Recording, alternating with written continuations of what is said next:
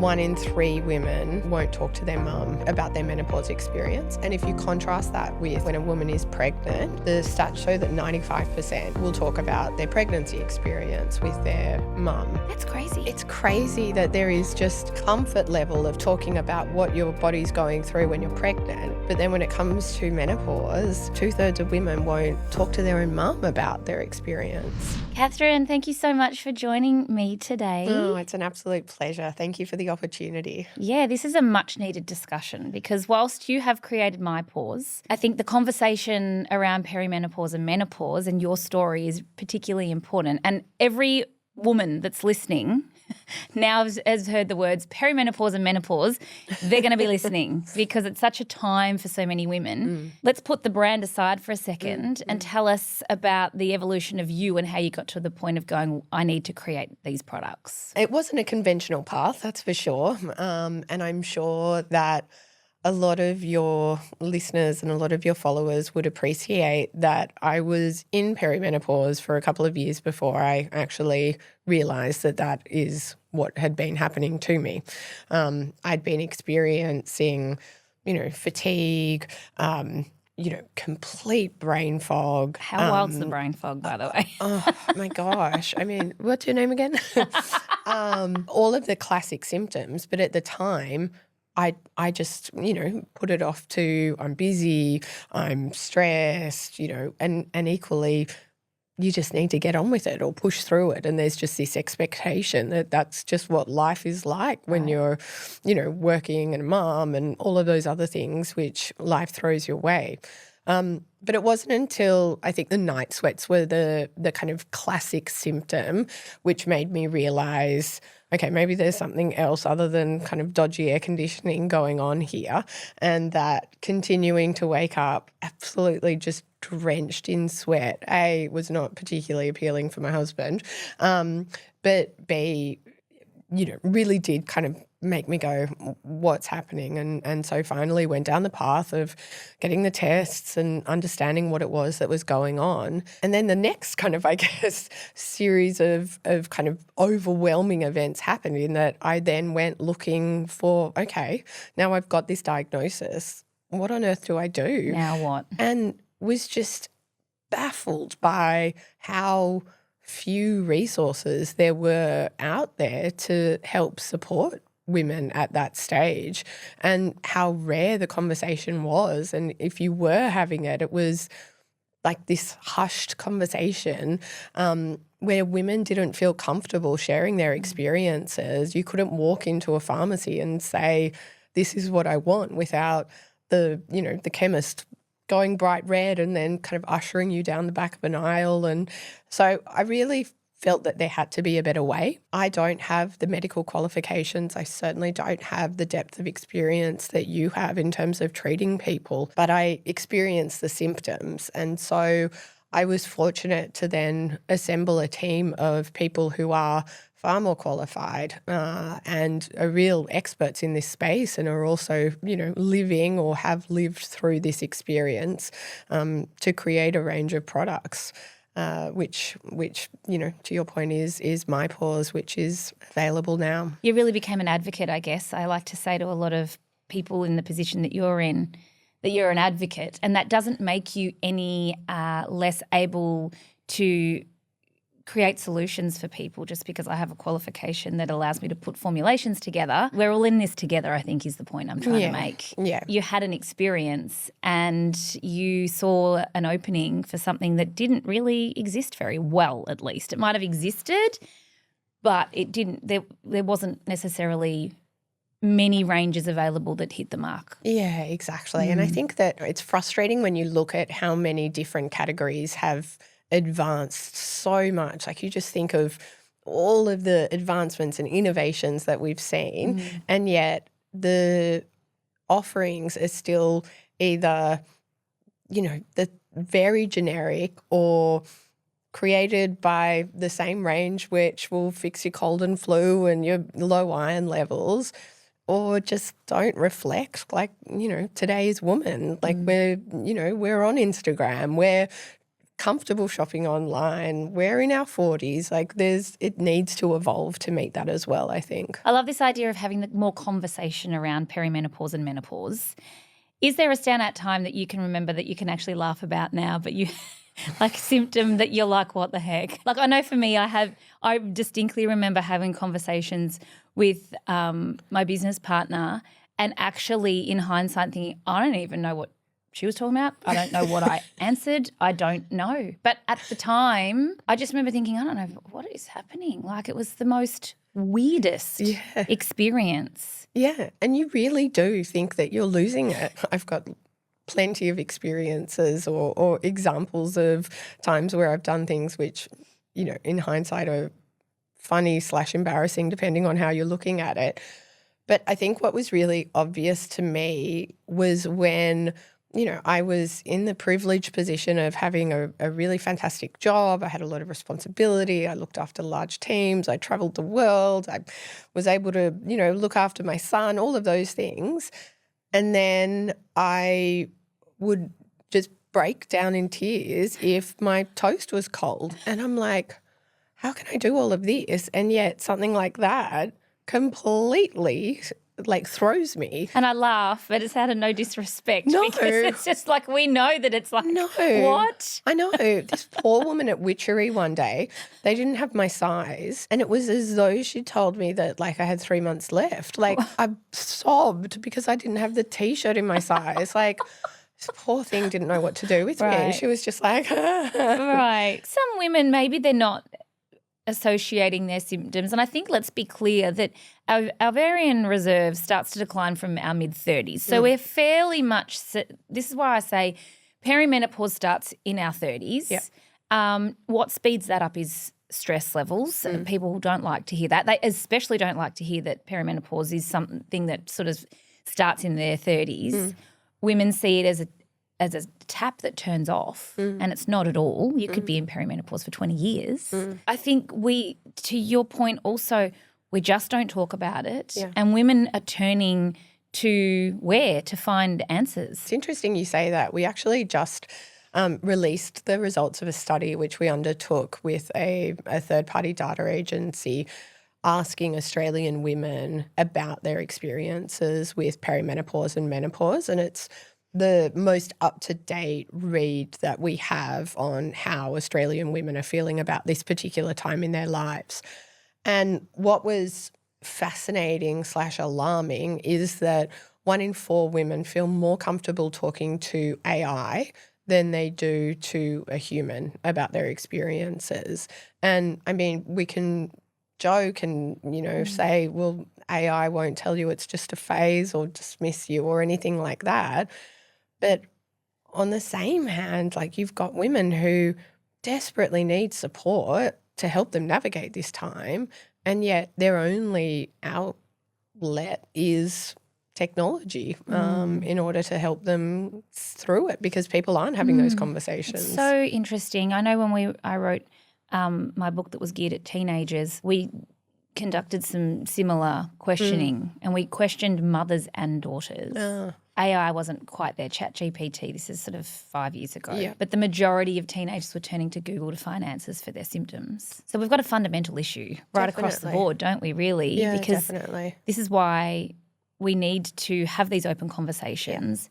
But also perhaps we're having the conversations with the wrong people. True. And I don't know who the right people actually are either because the education still is, I think, rather outdated. Medically, I think it's outdated. True. I see even still what's being taught and it's not up to date. And some practitioners will go the extra mile to learn that, but others are not. And so they're getting mixed messages about what's actually happening or the answer is, well, it's just what happens. I think that the responsibility needs to be shared amongst everyone, even if you aren't experiencing it. It shouldn't, these women are going through enough. It's not incumbent upon them to also take on the role of educator to their partner or their workplace or their friends about what it is that they're experiencing. Yes, it's, I absolutely encourage them to share and to talk and to open up, but to then ask them as well to educate everyone around what it is just adding another layer of responsibility or stress, I think it would be wonderful if we got to a place where our children and our partners and our workplaces knew what this stage of life was, because we certainly didn't get taught it at school. No, but also at the same time I'm sitting here going, where did things change? Because I feel like at one point in time, women were not disconnected for themselves. True. And probably because we did things together and we had the conversations. And so somewhere along the last 100 years or so, we've disconnected ourselves. True. And this is the result of that. And it's still, attached to so much shame in so many ways. And I think that the silence is deafening in terms of the connotations of admitting that you're at that stage of life, because the automatic thought is, oh, you must be this old, or, oh, it's all over. It's also unfortunate because I know in the past I've laughed when I've been in a room with a woman that was maybe 20 years older than me and she had a meltdown. Yeah. I can tell you examples Apologies of that. now Awful. I'm for so sorry. all those women. Yeah. I am going to ask for your help. We are on a mission to hit 4,000 subscribers in the next 30 days. I've got a stat here. 97% of you aren't actually subscribed. That's crazy. So for every follow, like, share, subscribe, that all really helps us to continue to get the guests that you want. So can you please join me in becoming one of the 4K crew? That would help me and I would love it so much. How do we recognise the early signs, or is it that we just need to be more prepared and start to scaffold earlier, do you think, when it comes to our health as women? Oh, it's a great question. Yeah. I think that your awareness piece is absolutely spot on in terms of, as soon as you know that your body is changing and you can be more aware of what it is that's happening, it's less overwhelming and less frightening, and you're less likely to dismiss it as well and actively seek what it is that may be able to help offer support or relief. And then also, like, for those around you, like, just the check-ins and asking, how are you? What can I do? Hopefully will help foster that as well. How about also asking our mothers as well, like what their journey was like? It's not something that, because of that generation, they're not likely to share it, but maybe us asking and having those conversations. It's funny you say that. In the same study I was just referencing, it said that 1 in 3 women won't talk to their mum about their experience. And if you contrast that about their menopause experience, and if you contrast that with pregnancy, or when a woman is pregnant, the stats show that 95% will talk about their pregnancy experience with their mum. That's crazy. It's crazy that there is just this, like, comfort level of talking about what your body's going through when you're pregnant. But then when it comes to menopause, 2/3 of women won't talk to their own mum about their experience. It's kind of heartbreaking, really. I mean, they've been through it. Exactly. Probably the generation to have the most amount of discomfort that any generation's going to have, maybe, and not talk about it. Like such a time of silence. Yeah, and that stoicism of just push through and get on with it. And that same phase where women often say they feel irrelevant too, like you start to change in your body, you don't feel great, you've got all these things going on, you're not talking to anyone about it. Like, it's a wonder that they're all still here supporting us. You go call mum after this. It is still misunderstood. We are still not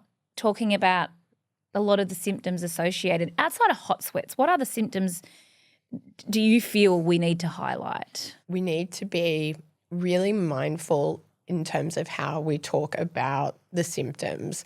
And I'm not saying this from a health perspective. It's easy to, have a joke or roll your eyes when it comes to hot sweats and night sweats and all of, I forgot my husband's name and all of those things.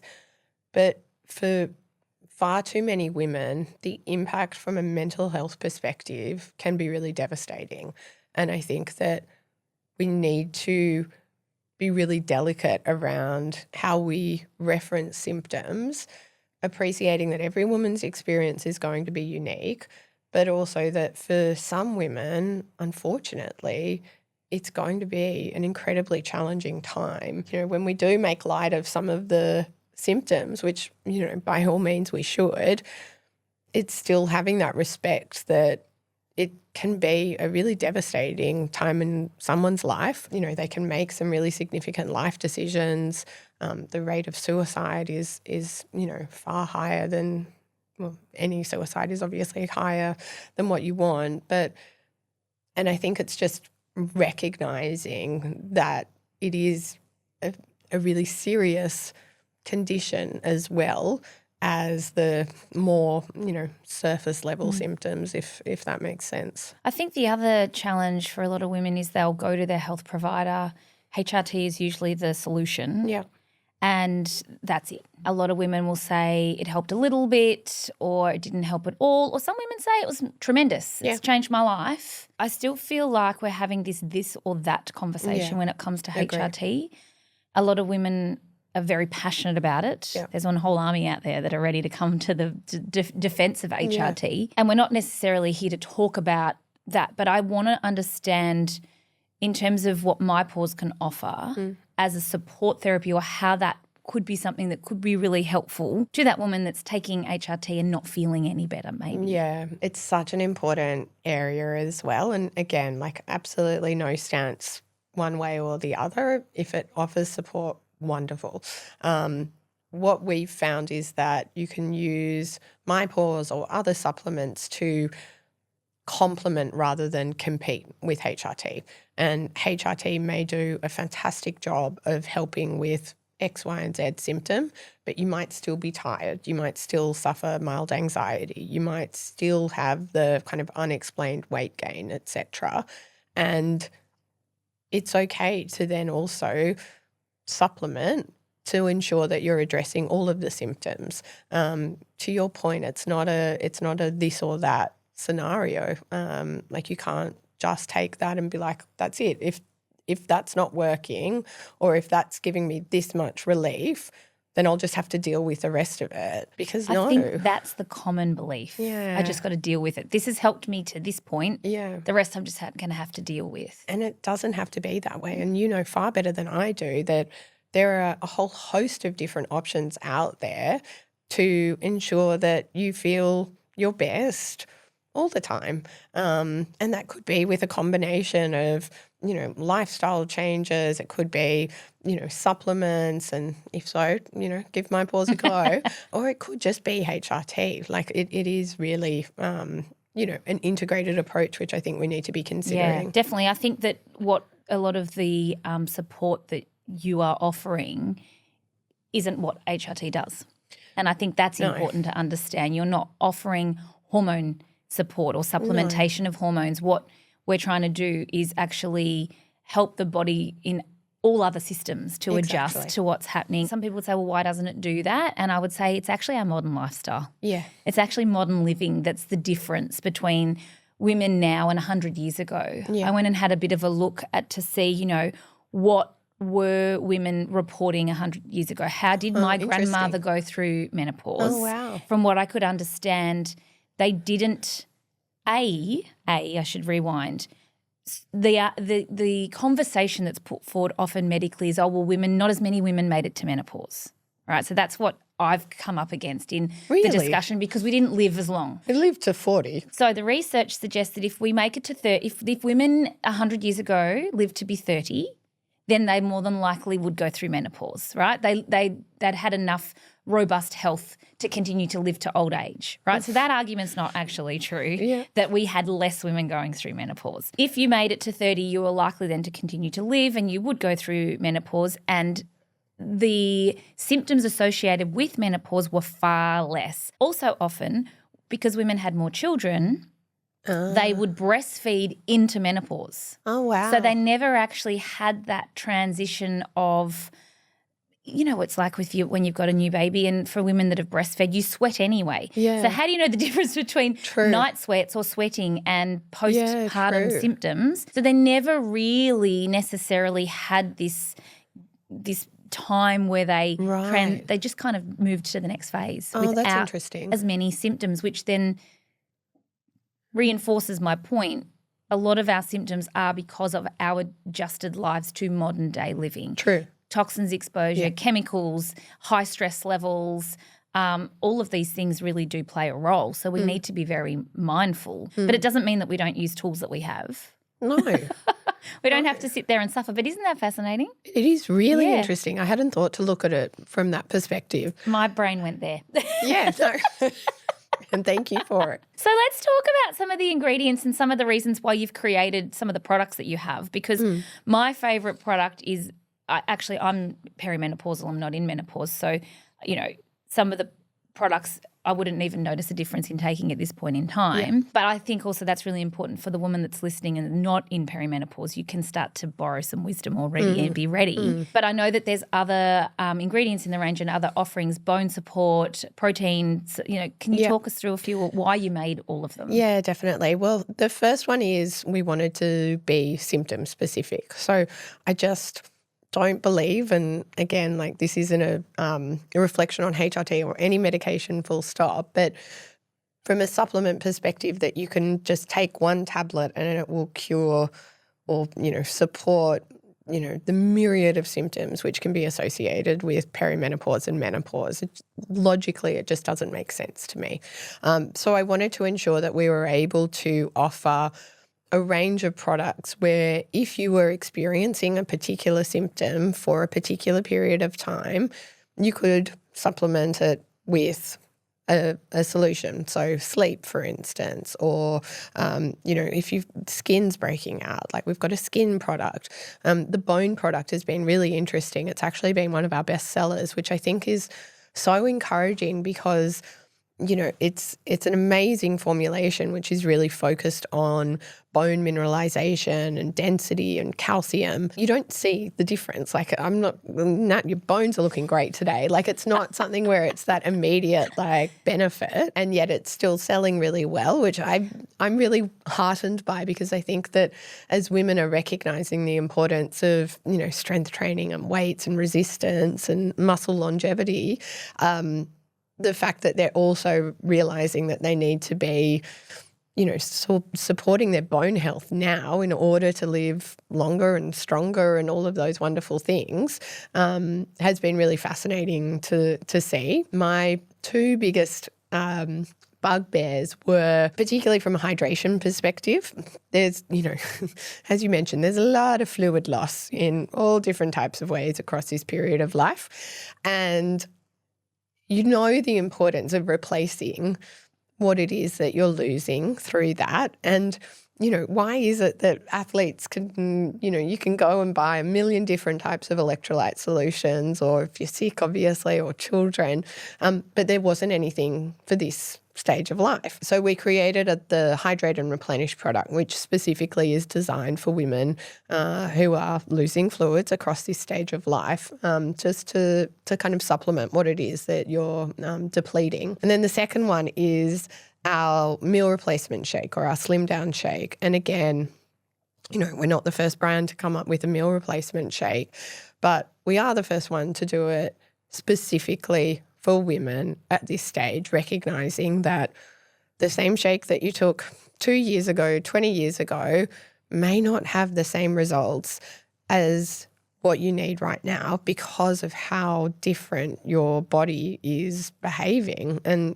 all of your community who say, but I haven't changed anything. And I went to sleep and I woke up 3 kilos heavier. That you need to do things differently in order to address that. So I think it's the range that we were most motivated by.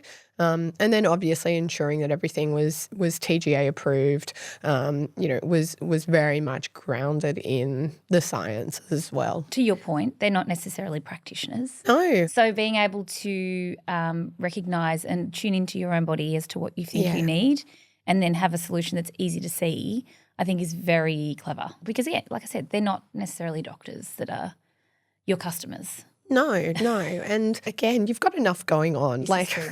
You want to be able to have a trusted solution that has, all of our products are Australian formulated, they're Australian made, they're developed by women who have been through this with the right qualifications, and then verified by the right industry bodies to say that what we say they do, they will do. And so I think that that's just so important, particularly that element of trust, because there's just so many people out there that prey on the vulnerability of women at this stage to sell them, all sorts of things which, may or may not work. Continuing with this idea of having more conversation around perimenopause and menopause, have you found that now being in menopause and then beyond that has changed how you show up in your relationships or your work or your sense of self? Oh, that's a great question. I think it's definitely made me a lot more self-aware. It's made me more confident because when I did think that everything was overwhelming and confusing and too much, I very much thought it was because I was failing. And now, again, not that I can attribute all of my elements of being overwhelmed to perimenopause. I have to own a lot of them myself as well. But knowing that there's a reason has just made me feel better that, no, I can do it. I am competent. I do know how to make my way through this world. Like I can remember where my car keys are if I have to. And so I think that has been really comforting, just knowing that it wasn't me.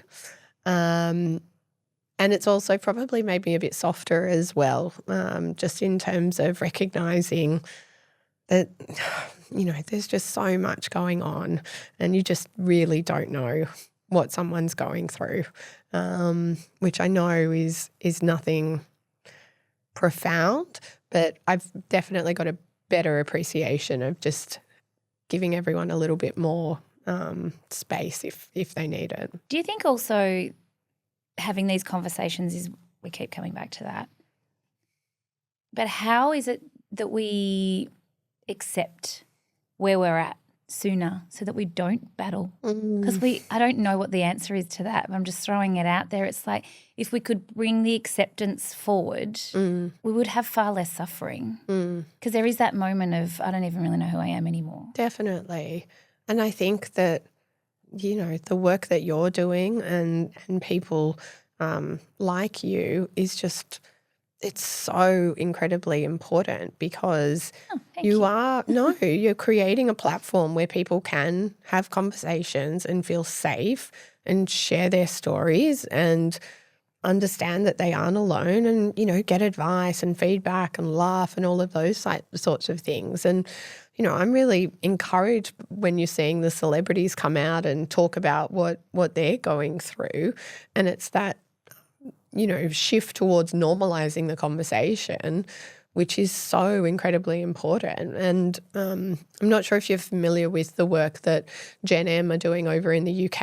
It's an industry body, and they work with retailers and brands to champion menopause-friendly products. And part of their hypothesis, I guess, is that if you go into a supermarket or if you go into a pharmacy, you can go to a cold and flu section, or you can go to a pregnancy section, or, a period section. There should be a menopause section. And so they've worked with Boots over in the UK, Tesco's, who have rolled out nationally menopause dedicated sections within their pharmacies or within their supermarkets where women can go. And if the product has gone through the necessary accreditation, it will get what's called an M tick of approval. So think of like a heart tick of approval over here. And women know that product is something that they can trust. And I think that just even that, visual signaling of it helps with the conversations as well. That's cool. Yeah, it's really progressive. I think they're doing a really great job of championing that. We were really proud to be the first Australian supplement to receive the accreditation. There's an Australian skincare brand that have also received it who have done incredibly well as well. But it's just really, it just makes so much sense when they describe what it is their mission is. And equally, all of the retailers and all of the brands which have been involved have found that stating on their packaging, this is for women who are going through perimenopause or menopause, has been really well received. Is there anything we've missed, something that you think that you would love every woman in their 30s and 40s to know? I think you just touched on it in that in your 30s, like, please know this. And I say that because I was in my 30s and I'd like to think that I'm, you know, a relatively health conscious, you know, well-read individual. And, you know, I was experiencing it for at least 2 years before I knew what it was, or I was able to attribute my symptoms to what it was.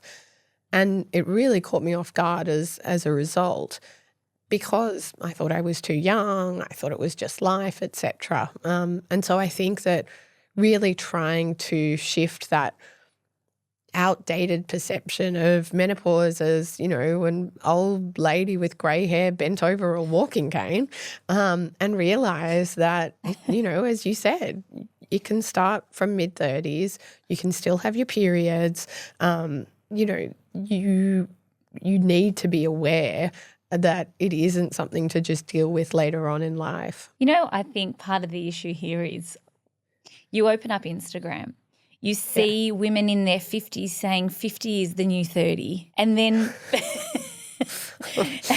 right? I actually saw this morning. 50 is the new 30. She was gorgeous. She looked gorgeous. There's still a disconnect, really, isn't there, when we're saying, well, 50 is the new 30, but hang on, I don't feel 30, but I want to look 30. It's acceptance, isn't it? That's what it is. It's acceptance. And then you've got like 16-year-olds who look like they're 30 and wear better outfits than I'll ever will. But like, better contouring makeup, they can do all of it. So, yeah, I mean, the whole thing is completely confusing. It's no wonder. It's no wonder. But I think we are on the cusp of a really big change, or we are part of the change, actually. Yeah. Part of the solution is not just necessarily about the 30-year-old, it's about the 16-year-old understanding that this is part of the process of what happens in life. We very much are much better at talking about puberty. I think we've always been okay around when it comes to fertility, and I think that's probably the first place that we started talking more, but then it's cut. Yeah. And so this conversation needs to be from start to finish. Yeah, agree. Sitting around having conversations around a table, you know, family gatherings, those sorts of things where there is a whole number of generations that are sitting down together. And someone just needs to start the conversation. Maybe that can be the challenge we put out there. The woman listening at your next family barbecue, who wants to bring up menopause? And take a photo immediately of the table and everyone's reactions and see how it goes. I mean, how great. Well, thank you for opening up the conversation. Thank you for creating solutions for women. It's one thing to recognise problem. A lot of people like to be very noisy about the problems without the solutions, so that's amazing. And thank you for joining me today as well. Oh, of course, Nat. Thank you. Amazing.